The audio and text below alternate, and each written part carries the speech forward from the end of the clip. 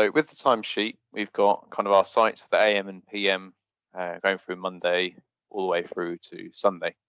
So just for this kind of demonstration, I'm just going to store two values or three job numbers. So I'm just going to pick my name here, chance heart, and say trade. So we may need to update these trades. Week ending Sunday. I'm just going to put 7 there just for dummy values. So depending on what company is selected, has different job numbers will appear from the drop down. So if I was to select DPR Leadworks, for example, this starts with H&S. If I was to pick London, this down starts at 10,000. So depending on what company or entity is selected, it filters based on the list. So for site 1, it's going to say S1 or 1110.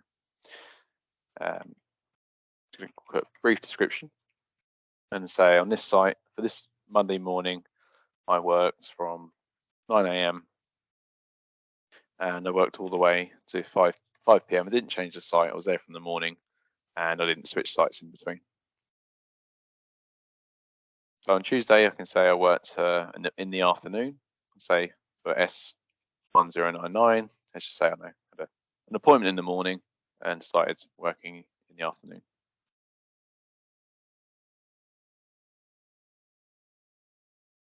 Our part terminal, for example, so I worked from 1 PM and I finished at 5:30, for example. Now, as well as that, we also have kind of the Saturday and Sunday weekends. Now, depending on how many days somebody's worked in the week, has detrimental effects on how much they earn on the Saturday and Sunday, because we have specific hard-coded values in the workflow. So if this one here is going to say, I worked on here. Let's just pick another afternoon one, or I'll do another morning. So S1123.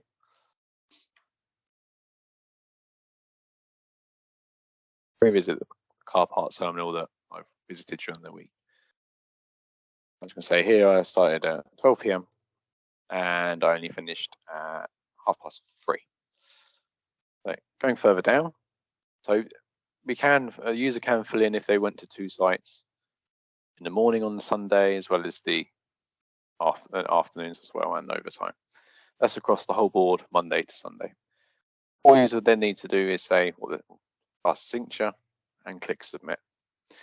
Now, what Docker is going to do is going to convert all those values into dates and times and work out how much data for this user and how much hours they've worked, whether they qualify for like over or additional pay and stuff like that. Once that's submitted into the system, so when that kind of flashes red in a moment, after a minute, we can then go in, view the task, and see specifically what data's come back based off the data that the users put. Top here, we now have a task saying 7. So naturally, I have 6 expense workflows in here. Now I've got a timesheet to approve.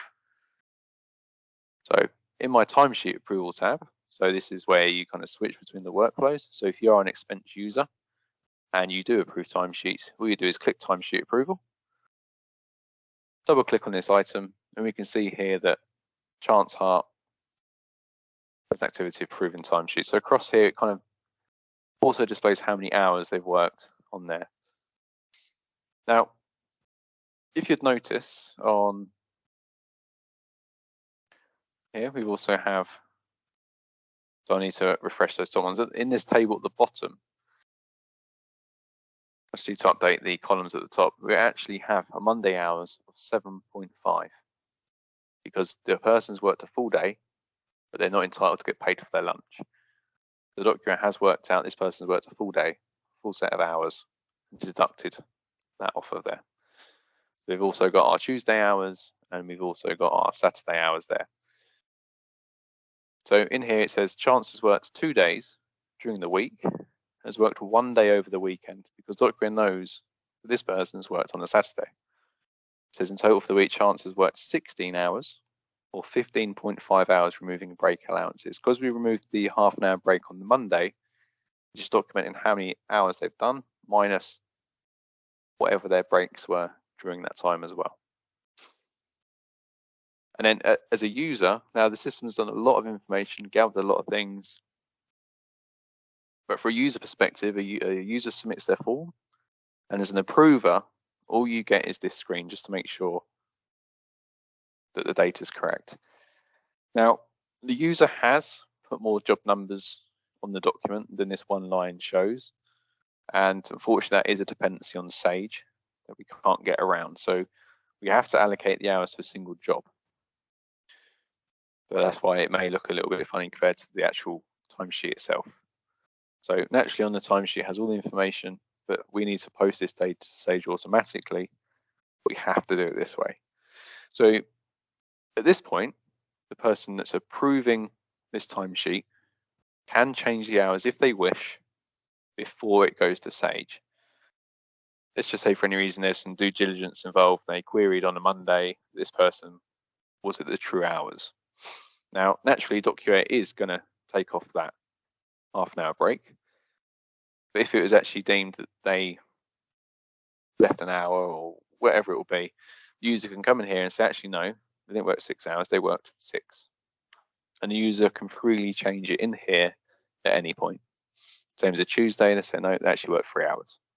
And you can shuffle all this data around at this point before it outputs to Sage. Now, as a coder, or an approver, sorry, if you're happy with these hours, all you need to do is click confirm. Click confirm, the task disappears. The document remains in the system as an archive document you can always look back on later. And then an export process can happen where you'd run the export tool on your machine, set up the timesheets, click export. You can then import that data into your Sage system, like the expenses.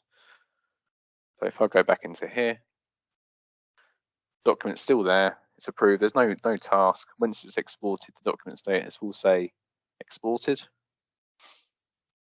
And that's effectively the timesheet process.